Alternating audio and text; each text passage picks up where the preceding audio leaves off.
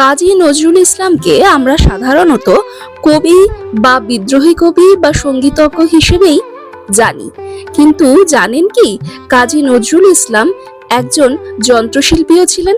কাজী নজরুল ইসলাম শুধুমাত্র একজন কবিই ছিলেন না, তিনি ভারতীয় উপমহাদেশের সঙ্গীত জগতের একজন অত্যন্ত দক্ষ সুরকার, গীতিকার ও যন্ত্রশিল্পী ছিলেন।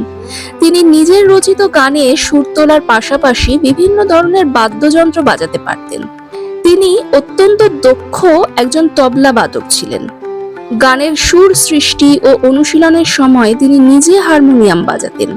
বাঁশি বাজানোয় তার বিশেষ পারদর্শিতা ছিল। সুরের মূর্ছনা সৃষ্টির জন্য তিনি সেতারও বাজাতে পারতেন। আসলে কবি কাজী নজরুল ইসলাম বহুমুখী প্রতিভার অধিকারী একজন সঙ্গীতজ্ঞ ছিলেন। তিনি মূলত সরোদ বাজানোতে অত্যন্ত বিখ্যাত ছিলেন। এছাড়াও তিনি ম্যান্ডোলিন, ব্যাঞ্জো, ভায়োলিন, যাকে তিনি বাংলায় বাহুলিন বলতেন, এবং বিভিন্ন দেশি বিদেশি বাদ্যযন্ত্র সমান দক্ষতায় বাজাতে পারতেন। তৎকালীন সময়ে বিভিন্ন ধরনের দেশি বিদেশি বাদ্যযন্ত্রের সাথে তিনি পরিচিত ছিলেন এবং প্রয়োজনে সেগুলো ব্যবহারও করতেন। কাজী নজরুল ইসলামের জন্ম জয়ন্তীতে তার প্রতি আমাদের অনন্ত শ্রদ্ধা, ভালোবাসা ও প্রণাম রইল।